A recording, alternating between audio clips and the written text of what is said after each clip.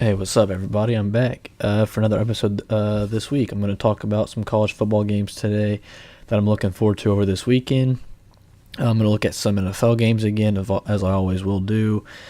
I'm going to talk about the running back argument of whether you should draft one early or not in the NFL, not in fantasy. NFL, not in fantasy. In fantasy, it's a given. You should probably draft some early.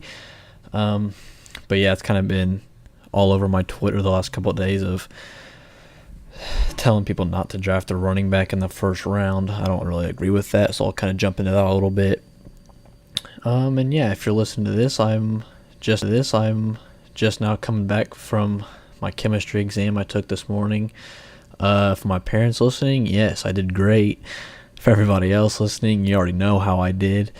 It was a great morning for me, I guess. But yeah, I'll jump into some things. Quick shout out to Water. Once again. Great unofficial sponsor of this podcast. It's great. You should try it if you haven't. You can find it anywhere.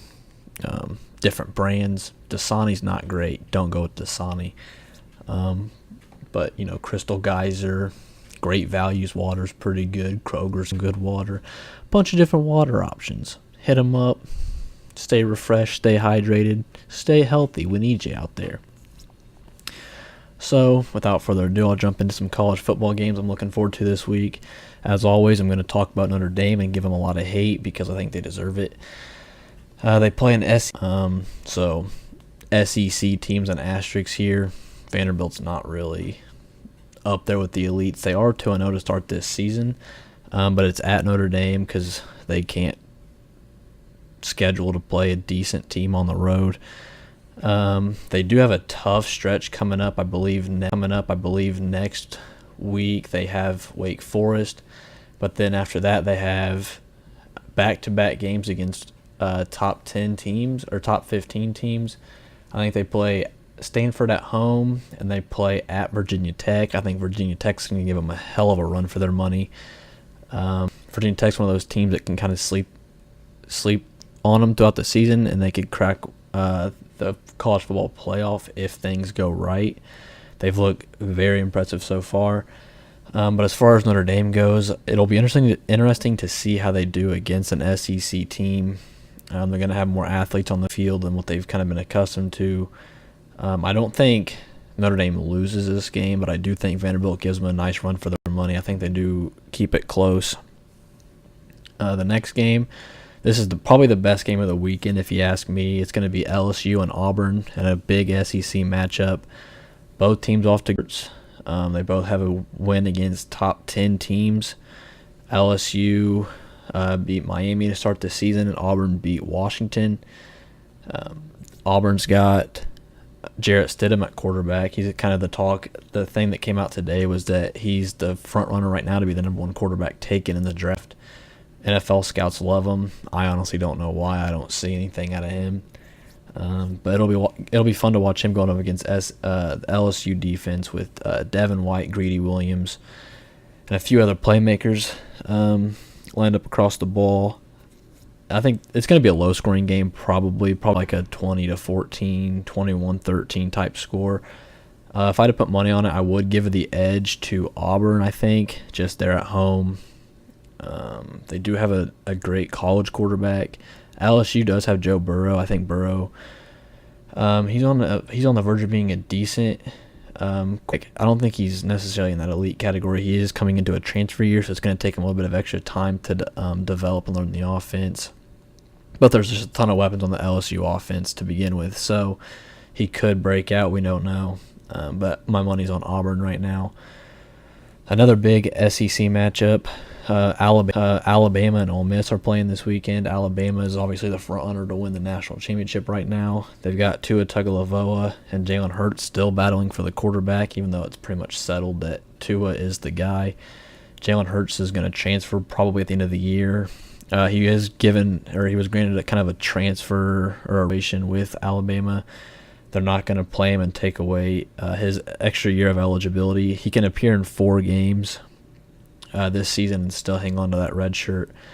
But Alabama, I think, is going to keep him off the field as much as they can. And, they're the clear favorite in this game. Ole Miss is at home. Ole Miss has a lot of weapons. I think the Ole Miss offense can challenge the Alabama defense easily. I think that they're going to put up points. They've got DK Metcalf and A.J. Brown on the outside. I don't know the tight end's name, but their tight end's among the top in the class. Their quarterback Jordan Ta'amu, I think he's really good. It'll be interesting to see how he does against a big Alabama defense. But I think we're going to fall apart. Alabama is just going to be able to run or throw the ball all over Ole Miss.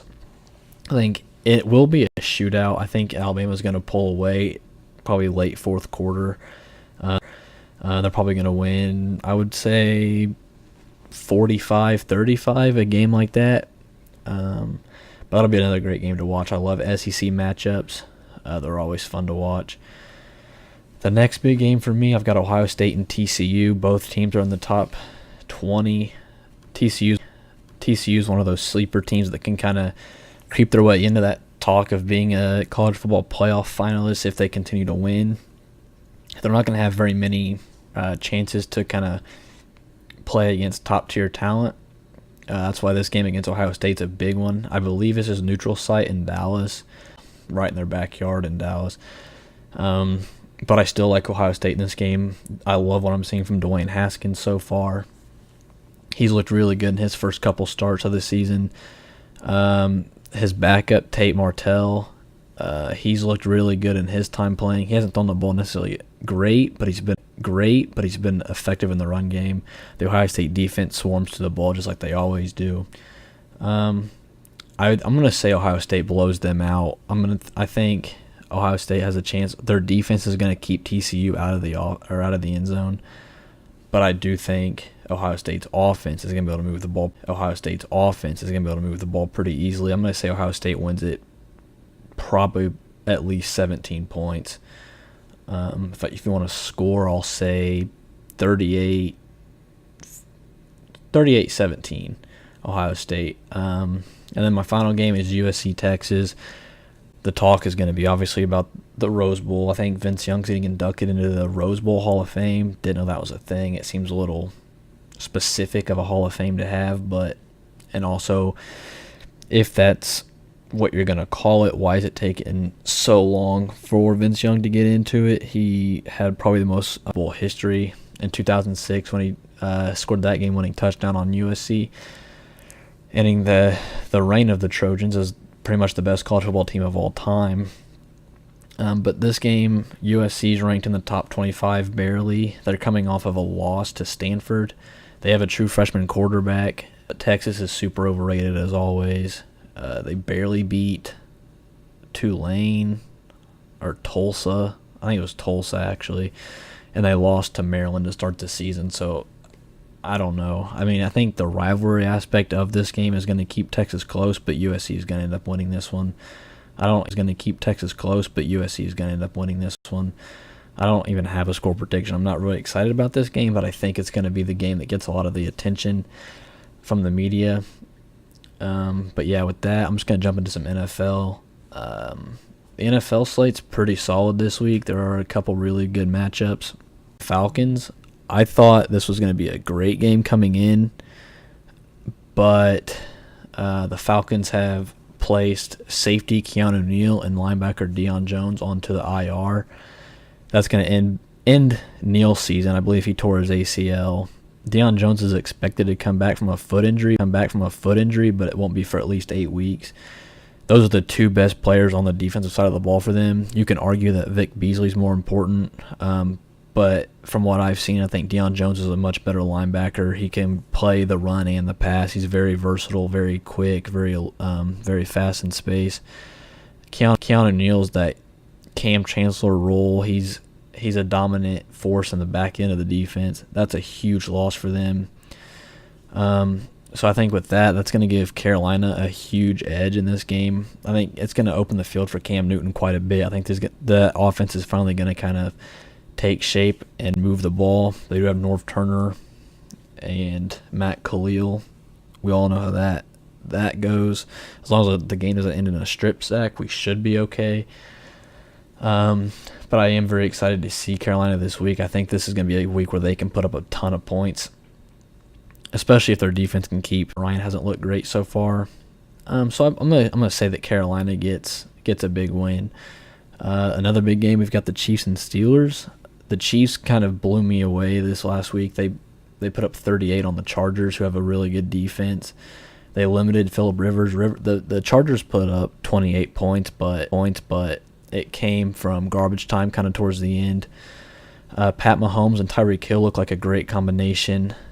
And they're playing Pittsburgh. Pittsburgh's coming off of a tie to Cleveland, so it's going to be, how do they respond? Do they bounce back and show that that was a fluke game, or do they play who I think they truly are and just kind of fade away real quick? I don't think Ben Roethlisberger is anywhere near what it used to be. I think outside of Antonio Brown right now, their offense isn't great. Yeah, James Conner had a big week. And people are going to argue that, that you don't pay Le'Veon Bell in because you get a guy like James Conner. That's not right. That doesn't make sense. It was a rainy game. It was disgusting conditions. The Steelers, they had to pound the ball, and it's easy to miss tackles in the rain. It's hard to. You're not going to be able to wrap up as easily. I think it was more of a fluke game for James Conner, and this isn't an indictment on him. I am proud of him. It's a great story that he's had, battling cancer, coming back, and making it in the NFL. But I'm still not going to sit here and say that he's better than Le'Veon Bell, or it's worth not paying Bell. So I think edge, even though they are on the road, I'm skeptical of the Steelers' offense at this point, and their defense hasn't looked great. They did lose Ryan Shazier at the end of last year, obviously, so that's kind of a huge blow to them. So I'm going to give the Chiefs a little bit of an edge, especially with Tyreek Hill. He's just a game changer. Monday night, we've got the Giants and Cowboys. That's going to be a big game. Both teams took a bad loss last week. Both offenses failed to put up big points. I'm going to give the Giants an edge here. I think, but the important thing of this game is they have a chance to catch the Eagles now because Carson Wentz still isn't clear. Nick Foles is going to be the quarterback. You can't keep falling behind until whoever loses this game, I'm going to say, is completely out of the running for winning the NFC East. But the winner, they're not going to be necessarily up there automatically, but they're going to have to continue to prove themselves. If you look at my power rankings from last week, I had the Cowboys as number 30 overall, so I'm not high on them to begin with. I think the Giants are going to have a chance to put up a lot of points on this team. And I think their defense is going to be able to limit Zeke. I think the Giants' strength right now is their front four. They have two big guys with Hudson and Snacks Harrison in the middle. That alone is going to be tough for Zeke and the offensive line to get pressure. I think both of those defensive linemen can take on multiple blockers, and that frees up space for the linebacking core. So I said I'm going to give the Giants a little bit of the edge here. I think they're going to pull away with a win. And then my game of the week, of course, is the Vikings-Packers NFC North rivalry. Aaron Rodgers has a chance to get his revenge on the Vikings, who they are saying took a cheap shot on him last year and hurt him. It was a football play, in my opinion. We all know that. I think Rodgers is just a little bitch, but we'll see how this goes. I want to see if Anthony Barr kind of is brought in for a lot of early pressures on him, if they're going to blitz him. The guy to watch again is going to be Harrison Smith. He was named NFC Defensive Player of the Week today. Sheldon Richardson's another big guy to watch. The Packers' offensive line looked pretty rough against Chicago. And I'm not saying Chicago doesn't have a good defensive line, because they obviously do, but I think this Minnesota front four is much better. They just have more talent across the board. It's going to be tough for Aaron Rodgers to stay healthy. He's going to have to take a lot of extra hits this week already.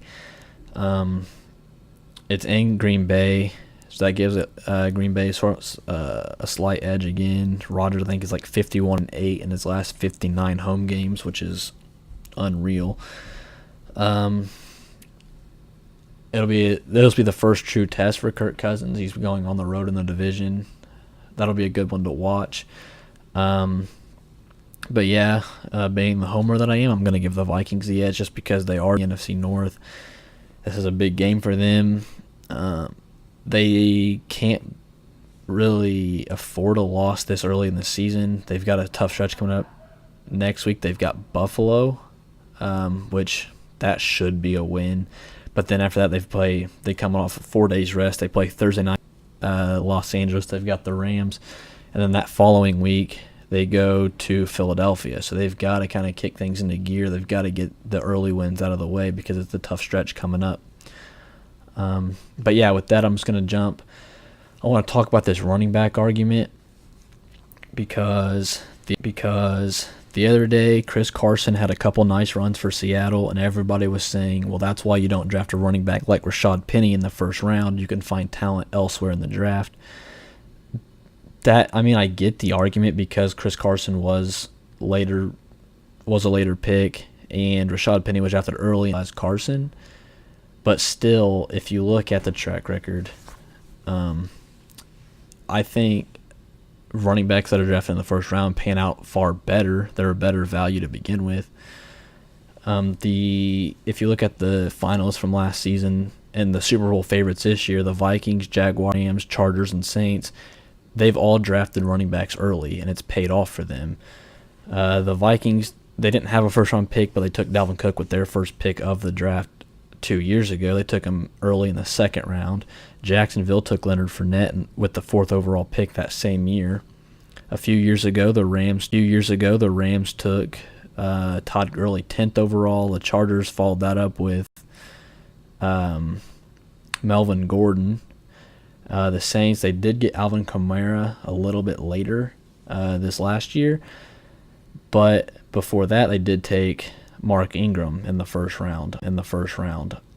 Several years before that. And so, you look at those teams are all up there, and they're in the consideration of being Super Bowl favorites, or at least in their AFC, NFC championships. So I don't get the argument that you need to wait. The only teams that I think of where you draft and you get success, the Seahawks with Chris Carson. You've got the Bears had Jordan Howard. The Chiefs got Kareem Hunt in the 3rd. That's not super late. So I think if the value is there, if there's a good prospect in the first round that's a running back, you take them if you need a running back. Giants got a lot of slack for taking Saquon Barkley over Sam Darnold or any of the other quarterbacks. But Saquon Barkley was the best player on the board. That was no lie. We saw that this week. He took that long run against Jacksonville, the best defense. They've got, Jacksonville has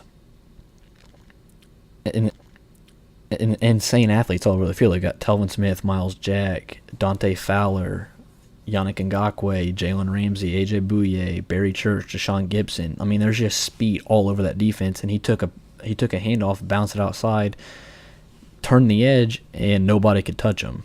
That's insane. That you in the draft.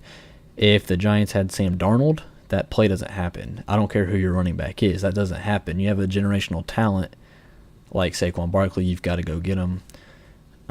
So next year, there's a lot of talk about good running backs coming out. It wouldn't be a surprise to see something go first round.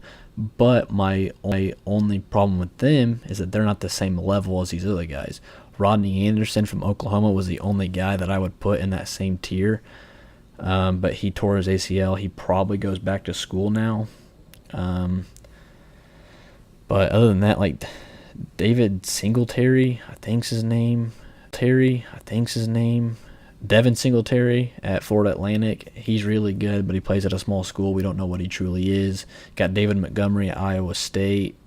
He's a bit iffy. I'm not high on him. A lot of people are. They do think he's got like great big playability. I just think he's a little impatient. He doesn't have great field vision. But that's a story for another day. I'll talk about that later in the week if I do another one about more prospects. But yeah, that's it for today. I just want to kind of run that stuff down through you real quick. No updates from David. Poor guy. His 22 followers haven't grown any. He's still a little lamey. But yeah, that'll do it for today. Thanks for tuning in. And I'll see you guys next week. Don't forget to drink your water.